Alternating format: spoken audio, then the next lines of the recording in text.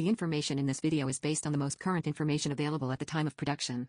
While Affordable Safety Training works hard to make sure these materials are current, the employer has sole responsibility for compliance with all laws, regulations, and standards.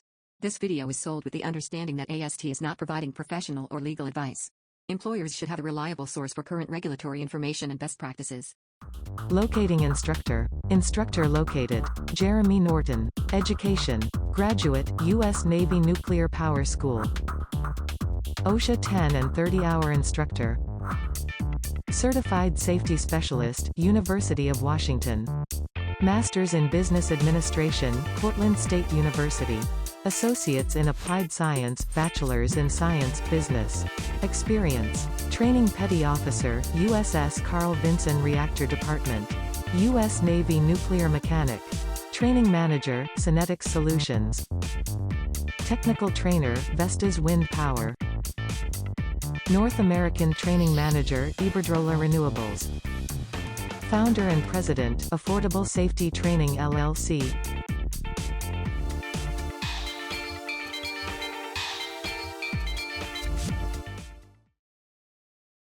When working in a confined space, even simple and regular work presents new hazards and challenges.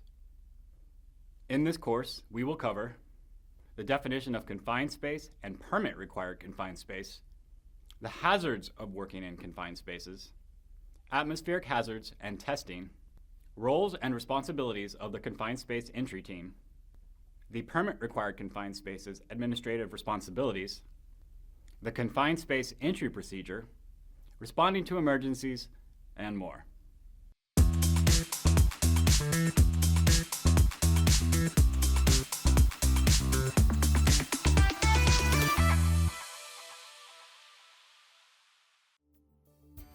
Hello, my name is Jeremy, and welcome to my Permit-Required Confined Space Entry course. As a U.S. Naval nuclear engineer and a training manager in wind power, I spent a significant amount of time dealing with the requirements of confined spaces. Today, we will cover the knowledge and concepts required to identify confined spaces and to work safely inside of them if necessary. A confined space is a space that is large enough to enter and perform work, has a limited means for entry or exit, and is not designed for continuous human occupancy.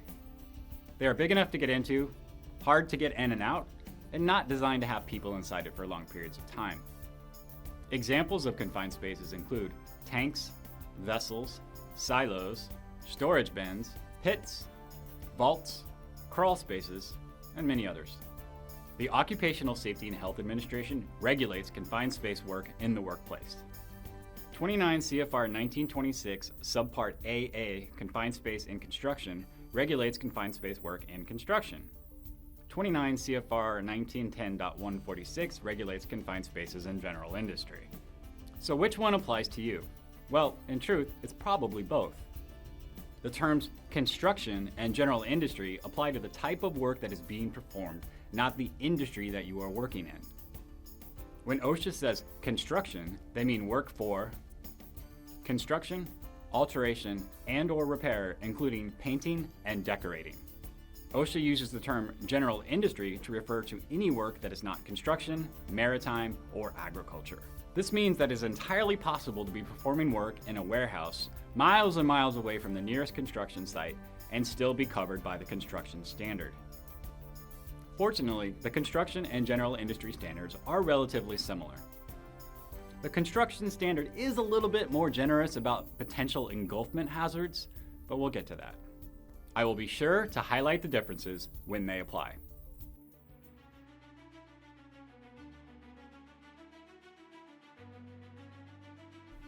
OSHA has 4 hazard categories for confined spaces.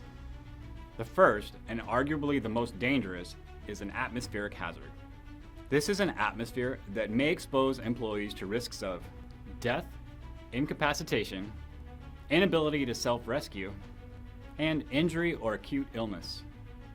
This may occur from the presence of flammable gas, vapor, or mist, airborne combustible dust, high or low oxygen levels, any concentration of a substance that may exceed the permissible exposure limit, and atmospheric conditions that are immediately dangerous to life and health. An IDLH atmosphere is any atmosphere that would interfere with the ability for an employee to exit the space, poses a threat to life, or would cause irreversible health effects. IDLH atmospheres are as serious and dangerous as a threat as you can get in permit-required confined space work. We will go into more detail about atmospheric hazards when we get into atmospheric testing. Engulfment is the asphyxiation or crushing of an entrant by a liquid or a flowable solid substance. Work in grain silos are an unfortunate common example of engulfment in confined spaces. A dangerous internal configuration, such as converging walls or floors, is the third category of confined space hazards. Workers can be trapped, injured, or asphyxiated in spaces like these. The fourth and final confined space hazard category is a catch-all, and it simply says, any other recognized serious safety or health hazard. This could be an electrical hazard, a fall hazard, a chemical hazard, really anything that could harm the entrant. Is it hot in there? Heat stress can also be a hazard.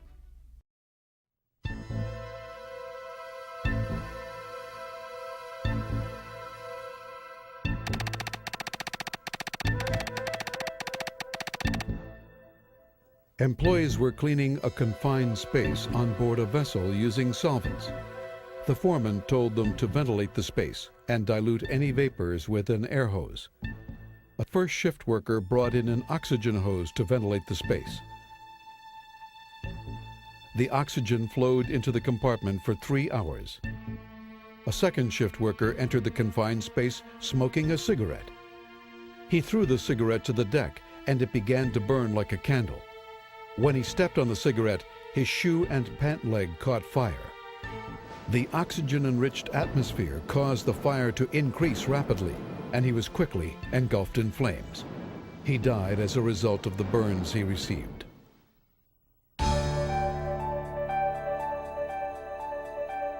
The worker ventilated the confined space with an air hose. To make matters worse, the worker used oxygen to ventilate the space.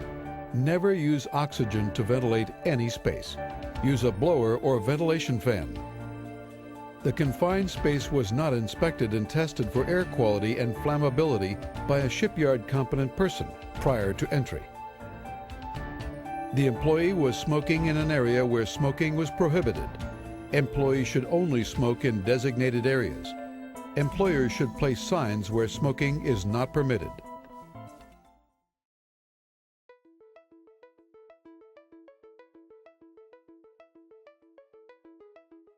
Alright, so we've learned about confined spaces, which are large enough to enter, have limited entry and exit, and are not designed for continuous human occupation. We've also covered the 4 classifications of hazards, which are atmospheric hazard, engulfment hazard, dangerous configuration, and any other serious hazard. So let's put these 2 together. If you have a confined space, and you have an identified hazard in that confined space, that is a permit-required confined space, which means you need an authorized permit for entry. The employer must survey all confined spaces under their control and determine if any of these confined spaces are permit required. Now, if you are working under the construction standard, this survey must be done by a competent person. A competent person is one who is capable of identifying existing and potential hazards in surroundings or work conditions that are unsanitary, hazardous, or dangerous to employees, and who has the authority to take prompt corrective action to eliminate these hazards. So a competent person understands and can identify hazards and has the workplace authority to correct them. All identified permit-required confined spaces must be labeled with a danger sign that reads, "Danger, permit-required confined space, do not enter." Now, if the employer decides that their employees will not enter permit-required confined spaces, they must lock, secure, or otherwise prohibit entry into these permit-required confined spaces. If the employer decides to not allow employees to enter permit-required confined spaces, they don't need a permit system or a confined space entry program. They just need to make sure that they maintain an accurate inventory of permit-required confined spaces, that they're secured or locked, and employees know not to enter them. If workers will be entering permit-required confined spaces, the employer must develop a written confined space permit entry program. This program must include the proper means, procedures, and techniques for safely entering permit-required confined spaces. This includes things like identifying and evaluating hazards, entry means, procedures, and practices, acceptable entry conditions, managing hazards in the space, atmospheric testing, ventilation, communications, and more. 29 CFR 1910.146 Appendix C has a great sample permit-required confined space entry program that you can check out. The entry permit is a document that details the proper procedures, equipment, and conditions that are required to safely enter a permit-required confined space. The permit must contain what is being entered and why, the date and duration of entry, the individuals involved in the entry operation, the hazards and the measures for controlling them, acceptable entry conditions, the results of initial and periodic testing, rescue and emergency procedures, means of communication, required equipment, any additional necessary safety precautions, any additional required permits, such as hot work. Every permit-required confined space requires an authorized permit prior to entry. These permits document the entry operation and must be kept for at least 1 year after they are canceled. Canceled is just the word they use for closing out the permit. Now please note, these documents are created, authorized, and retained by the employer. I know that when you hear the word permit, it sounds like you're getting some sort of authorization from some outside body. That's not the case. There is no regulatory body that signs off on them. You don't go to the DEQ, you don't go to the DMV, and you most certainly do not email them to me. Although I do get that phone call or email about twice a week. There is also no official permit form. As long as it contains the required information, it will be a valid permit. I've written them out by hand on a blank sheet of paper when I was up a tower and an hour away from the shop. As long as it contains the required information and is authorized by the employer, it will be valid.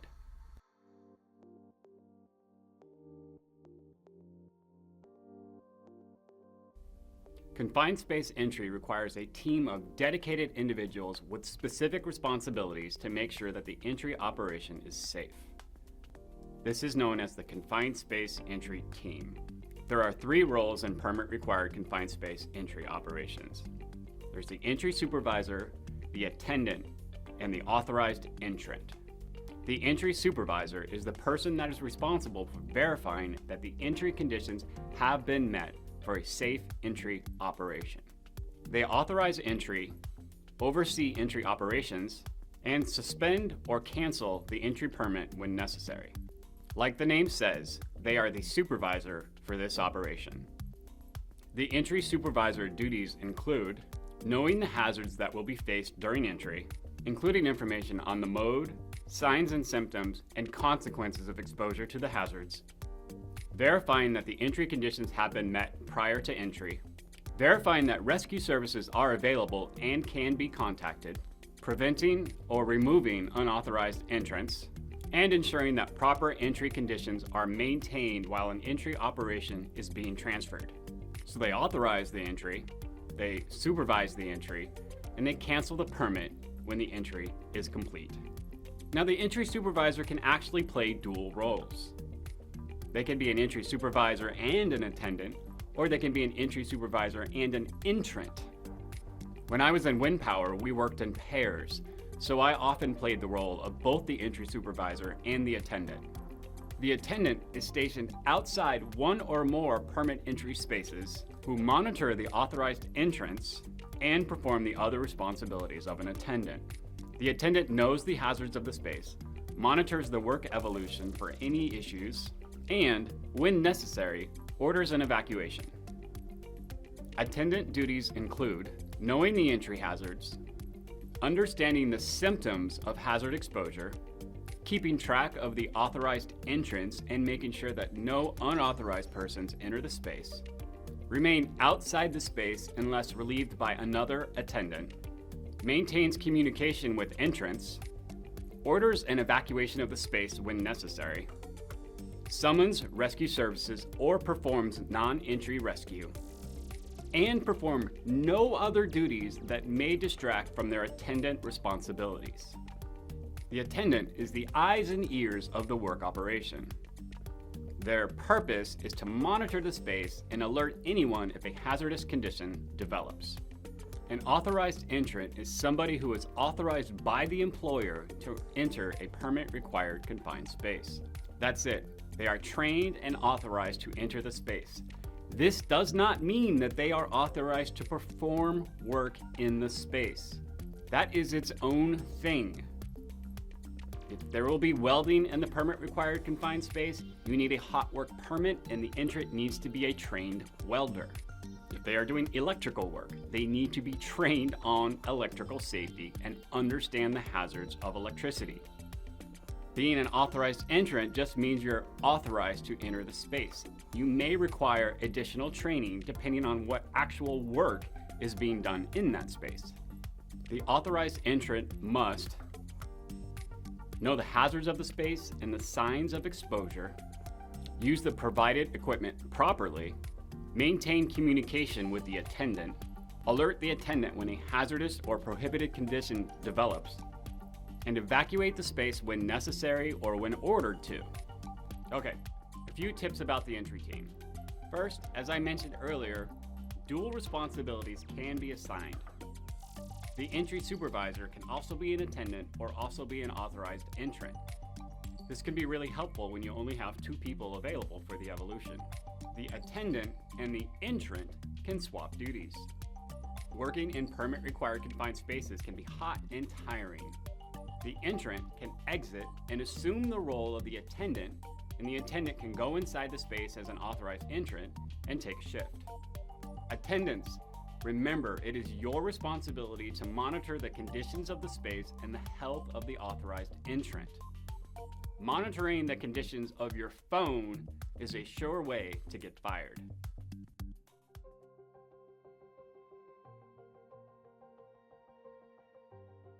Every confined space operation must have a designated confined space rescue team. The employer has 2 options for confined space rescue. They can use emergency services, or they can use a specifically designated and trained in-house confined space rescue team. Planning to use 911 as your rescue option is an acceptable and commonly used rescue practice. However, this option does require a significant amount of advanced planning. Can the rescue team arrive quick enough to rescue the employee from the hazards of the space? Do they have the equipment and training necessary for the rescue? Have they had access to the space or a similar space to plan and practice rescue? If you are planning on using emergency services for rescue, you must make sure that they are available during the time the work is being done and that they have the capability of performing the rescue. Now, how do you know if emergency services can perform this rescue? Well, I usually just walk on down to the nearest firehouse to the project and knock on the front door. They usually have the answer, or if they don't, they can point me in the right direction. Employee-provided rescue is also an option. This is often used if the emergency service aren't close enough to perform rescue, don't have the technical ability, or the rescue itself is rather simple and can be done by employees. If an in-house rescue team is used, they need to understand the use of required personal protective equipment, be able to perform designated rescue duties, be trained in first aid and CPR, and have practiced a rescue in at least the last 12 months. Now, in either scenario, employee-provided rescue or emergency services provided rescue, they must have had the opportunity to practice a rescue in that type of space. It is the responsibility of the entry supervisor to verify that a rescue plan is in place and that the rescuers are trained and available.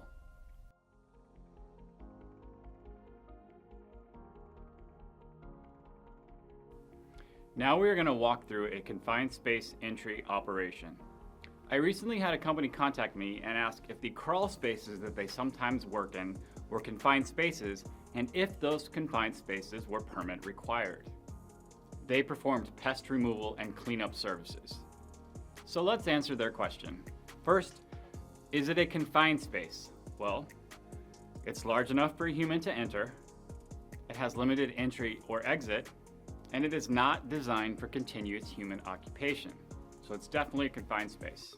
Is it permit required? Does it have a hazardous atmosphere? Well, many crawl spaces have limited airflow, which can result in low oxygen levels. Is there an engulfment hazard?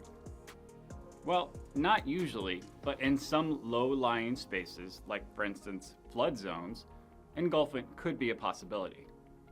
Does it have a hazardous configuration?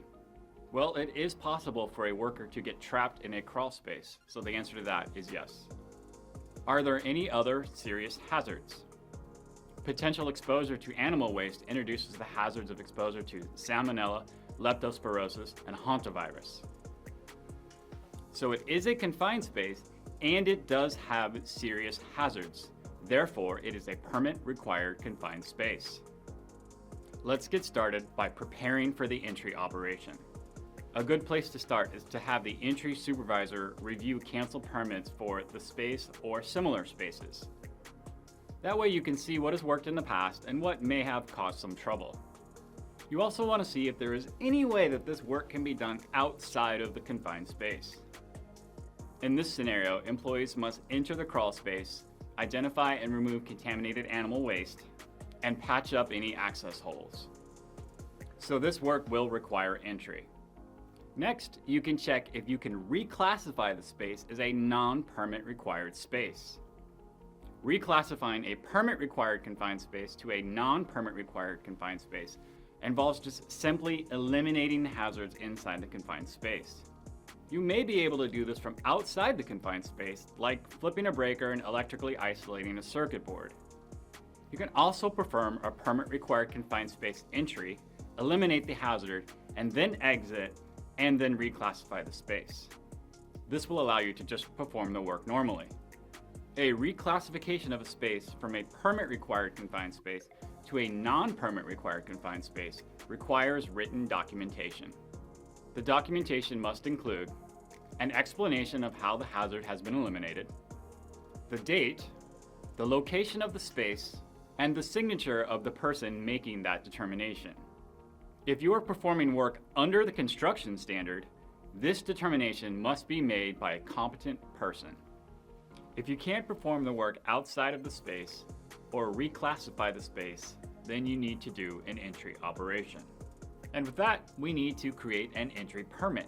The entry permit will include work operations, identified hazards, personal protective equipment, atmospheric testing requirements, rescue requirements, and more. Everything you need to safely plan and execute the evolution. By creating that document first, you can use it as a checklist for the work. Now, we need to gather the equipment we will need for the entry operation. This will include lighting, communications equipment, atmospheric testing equipment, ventilation equipment, personal protective equipment, barriers and shields, rescue equipment, the safety data sheets for any potential chemical exposure, and more.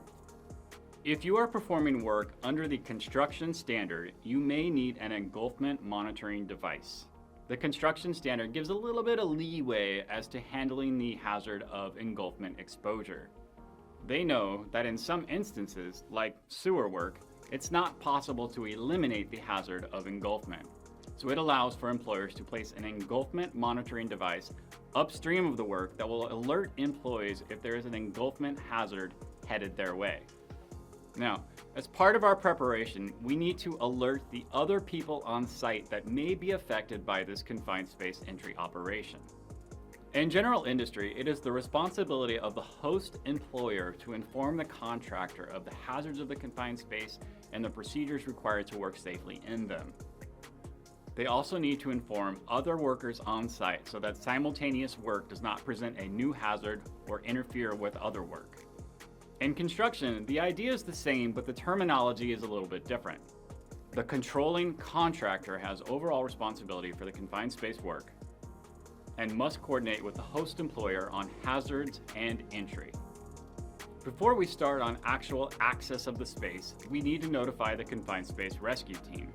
If you are using emergency services, Notify them that the work is beginning. If at any time they are unavailable to provide rescue, the work needs to be rescheduled or they need to use another rescue option. Okay, the permit is ready and authorized. We have the necessary equipment on hand. We've notified all the affected workers and contractors, and we have notified the rescue team. It's time to remove the cover. Removing the cover could be hazardous, but we reviewed the old permits, the space evaluations, so we know what the hazards are. Those hazards need to be eliminated before opening the cover. This may include draining or depressurizing a tank, opening a vent or relief valve, stopping equipment, or isolating hazardous energy. In the example of the crawl space, we know this cover can be safely removed. While the cover is removed, temporary barriers should be erected to prevent employees from accidentally entering the space. After we carefully remove the cover, we need to ventilate the space.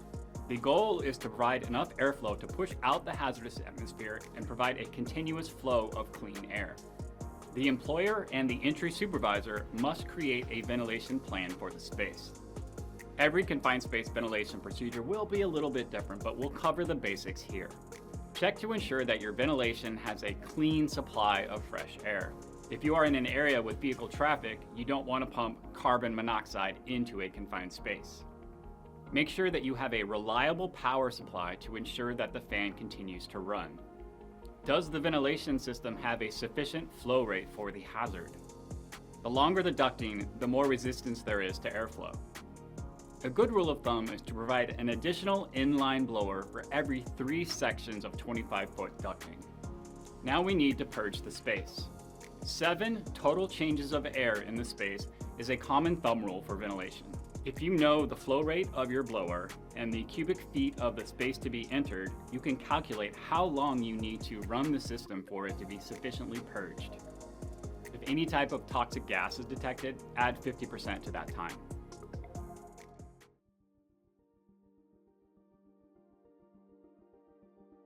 When it comes to atmospheric testing, there are 2 types: evaluation testing and verification testing. Evaluation testing is done to identify the hazards of the atmosphere and the steps that must be taken to make that atmosphere safe. Evaluation testing for atmospheric hazards is done during the evaluation phase of the confined space. The evaluation testing and the recommendations for hazard mitigation should be reviewed by a certified industrial hygienist, a registered safety engineer, or other qualified professional. Evaluation testing is not something that would be done by the entry team. Verification testing is done to verify that the steps that you have taken to mitigate the atmospheric hazards are effective. We have removed the cover and ventilated the space. Now it is time for the verification testing. There are 3 major hazards that we are testing for: oxygen, combustible gases and vapors, and toxic gases and vapors. We always test them in that order. A low oxygen level is the single largest cause of death in confined spaces. A safe level of oxygen is between 19.5% and 23.5%. Worker symptoms of low-level oxygen exposure include nausea, impaired judgment and physical coordination, vomiting, and loss of consciousness. The hazard of low oxygen is one of the reasons we maintain constant communication with the entrant. It allows the attendant to listen for these symptoms. When you get a low oxygen level, it often means that the oxygen has been displaced by other hazardous gases. High oxygen levels can make a space susceptible to fires and explosions.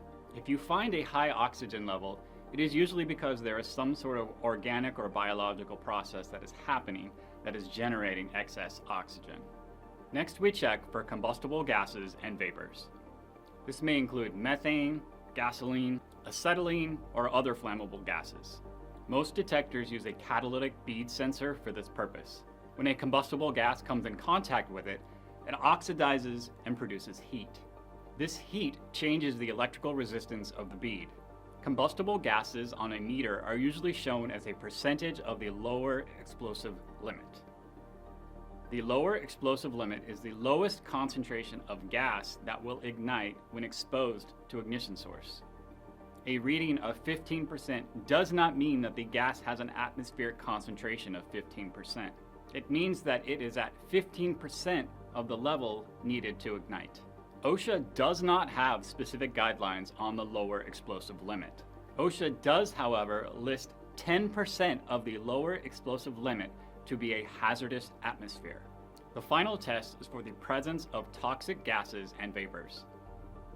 The evaluation testing will determine what gases you need to test for, and they will be listed on the permit. The exposure limits for these gases will also be listed. The exposure limits will be taken from either the safety data sheet or the safety professional that did the evaluation. Toxic gases and vapors are usually listed as parts per million. It is important to note that most 4-gas detectors include carbon monoxide and hydrogen sulfide for their testing.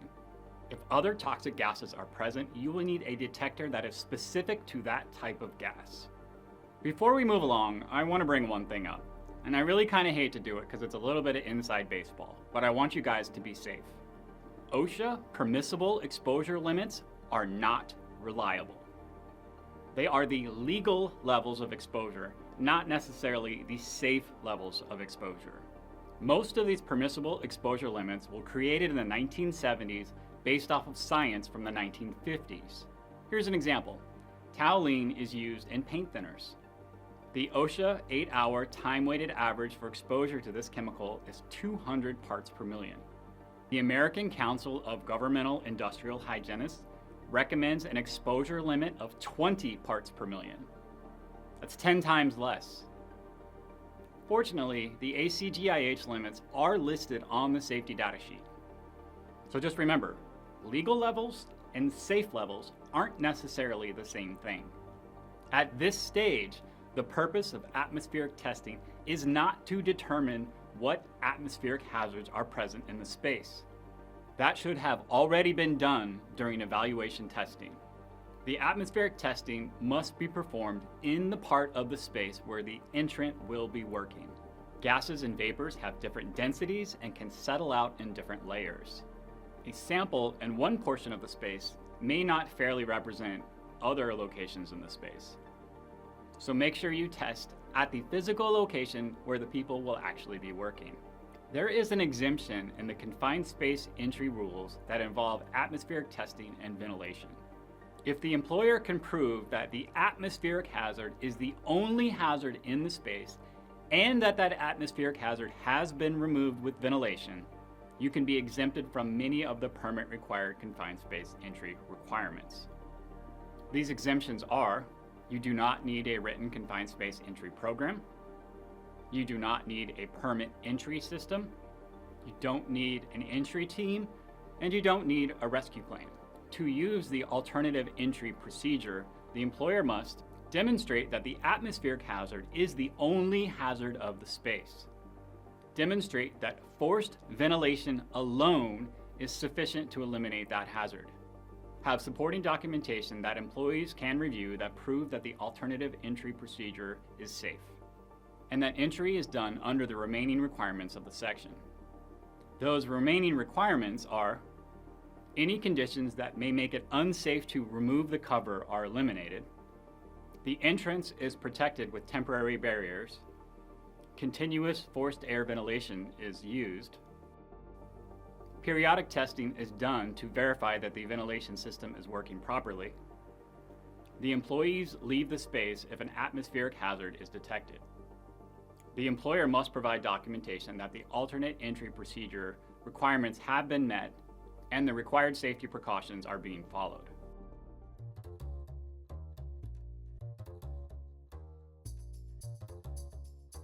Okay, in this case we are not using the alternative entry procedure, and we are going to move forward by recording the testing results on the permit. Let's check the permit for atmospheric monitoring requirements. How often should atmospheric monitoring be performed? Are there any alarms required? The cool thing about a lot of these gas detectors is that they're wearable and they come with their own alarm system. See, on my gas detector, you can remove the sampling hose and just clip it to your belt. Make sure it is fully charged, and then you have a monitoring system and an alarm system with you in the space. Before you enter the space, review the safety data sheets for any gases or chemicals you may encounter while in there. That includes the chemicals and cleaners you may be using while you are in the space. All members of the entry team must be familiar with these safety data sheets. Pay particular attention to symptoms of exposure, exposure limits, required personal protective equipment, first aid requirements, and spill control measures.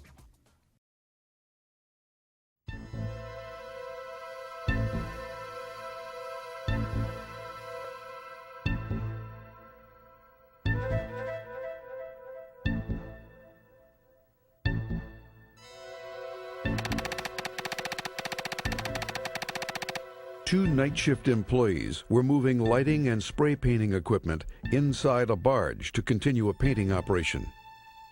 Employees on the previous shift had been painting in the confined space continually for 10 hours. The paint mixture being used was flammable. The lighting equipment was not explosion-proof. There was no ventilation and only one open access hole. Painters and laborers constantly entered the confined space without any air monitoring. As the two night shift employees set up the equipment, a spark ignited the flammable paint vapors and caused a flash fire. Both employees were killed.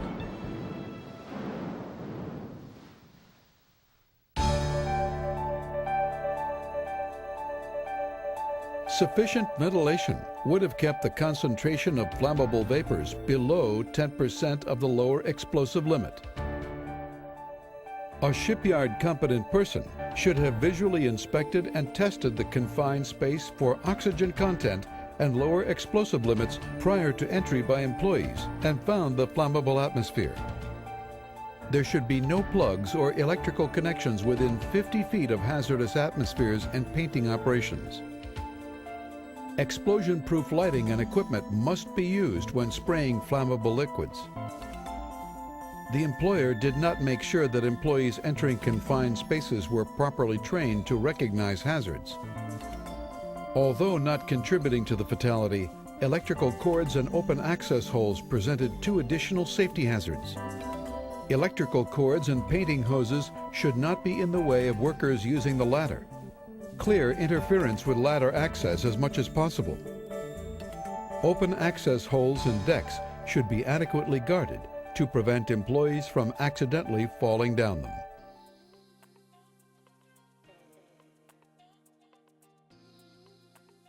Okay, our ventilation system is in place, verification testing is complete, it is time to enter the space. Let's set up the rescue system. As we have discussed, there are three options for rescue. Self-rescue is the preferred option. A prohibited condition is identified either by an alarm, the entrant, or the attendant, and the attendant quickly exits the space. Self-rescue usually involves the use of continuous monitoring and an alarm system. This allows the entrant to be notified of a hazard and exit the space before that hazard becomes dangerous. This is the preferred option, but you still must have a backup to this in the event that the entrant cannot exit. Non-entry rescue involves using rescue equipment to retrieve the entrant from the space without the rescuers having to enter the space. The most common version of this is the tripod and the rescue harness. This allows you to use a winching mechanism to remove the entrant from the space.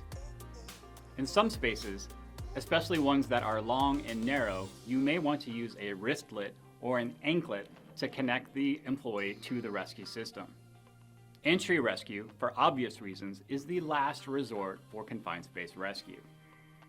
Improper entry to rescue an employee is a very common cause of confined space fatalities. Remember how we talked about having confined space rescue teams practice within at least the last 12 months? Now is a great opportunity. Once the space is safe to enter, why not start with a rescue practice? This will ensure that everyone understands the rescue plan and will give the rescue teams time to practice. The entry supervisor must verify all rescue requirements are met before allowing the entry. Install the warning signs and barriers to prevent unauthorized access to the work area. It is the responsibility of the attendant to regularly communicate with the entrant to verify that they are okay. If it is a small space and they are close by, communicating via voice may be sufficient. Loud workspaces or the ventilation may make this difficult and require communications devices. Do a comms check before you enter. Is there sufficient lighting in the space? You may have to rig up some temporary lighting. Choose your lighting system carefully because lighting can generate heat. This could make it uncomfortably hot or provide a source of ignition. You may need explosive-proof lighting equipment. Consult the permit. If there is a potential atmospheric hazard in the space, you need monitoring equipment. This may involve periodic monitoring, continuous monitoring, or both. If you are working under the construction standard, OSHA says that continuous monitoring must be used unless it is not feasible. Make sure that the monitoring equipment can detect the atmospheric hazard of concern. You need to record the results of the monitoring on the permit. The purpose of continuous ventilation is to purge the space of a hazardous atmosphere. Some work processes, such as welding, grinding, or chipping, can introduce new atmospheric hazards in the space. This may require the use of respirators. To use respirators, the employee must have a written respiratory protection program for the company and provide training on respirators. If the ventilation is insufficient, supplied air respirators may be required. This is a whole new ballgame because this means that the atmosphere is immediately dangerous to life and health.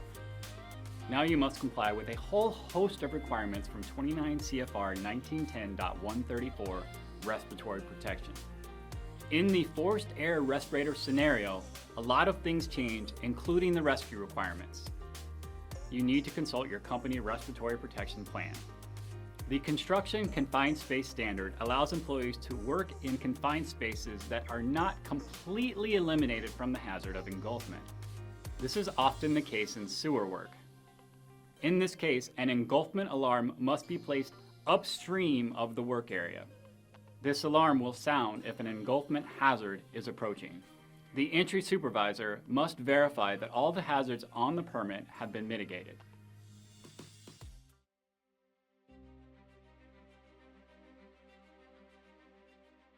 Frequent communication is the easiest way to verify the health of the entrant and the success of the work processes.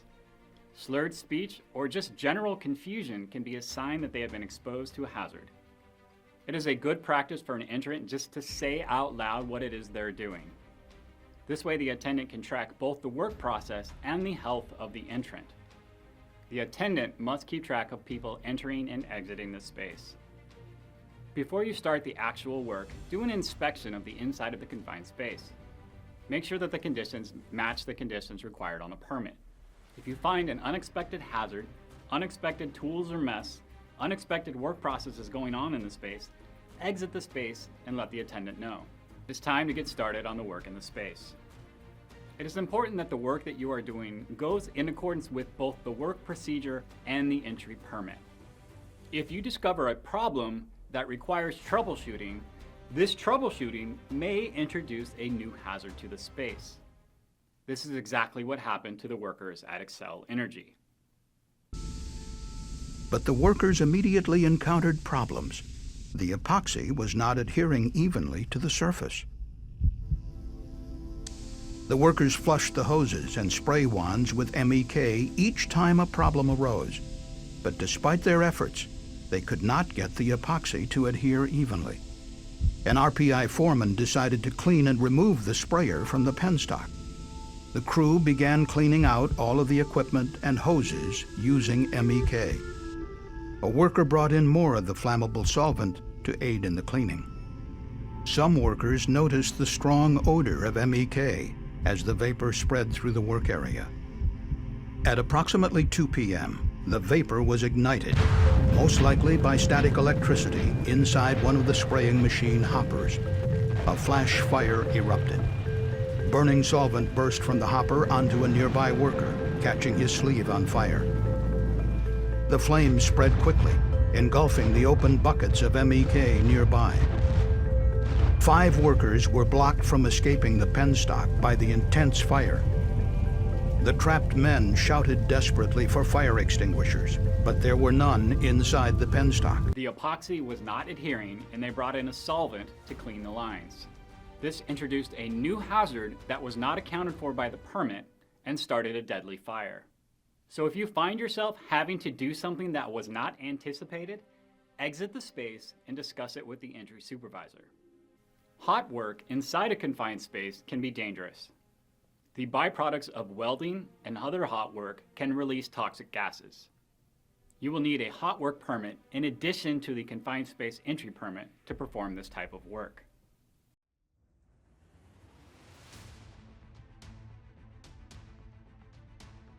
The entrant must notify the attendant and exit the space when a prohibited condition is detected, warning signs or symptoms of exposure are detected, an evacuation alarm is activated, an order to evacuate is given by the attendant or the entry supervisor.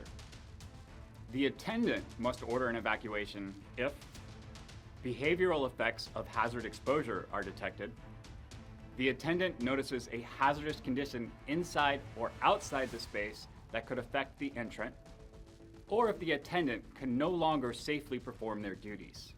If there is any sign that the entrant cannot exit the space safely, the attendant must notify the rescue team and initiate the rescue plan.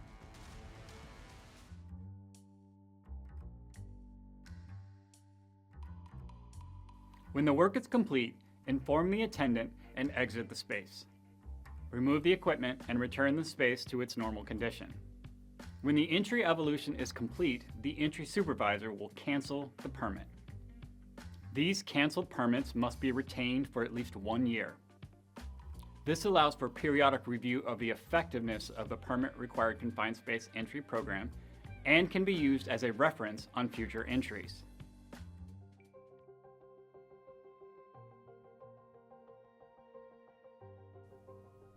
All right, we are coming to an end of this journey of discovery, and you can tell it's been a while by how much my hair has grown. It's time for the summary. A confined space is large enough for a person to enter, has limited entry or exit, and is not designed for continuous human occupation. A confined space becomes a permit-required confined space if it has a hazardous atmosphere, it has a dangerous internal configuration, engulfment hazards exist, or any other serious hazard is present. If the employer decides that employees will enter permit-required confined spaces, a confined space entry permit program must be developed.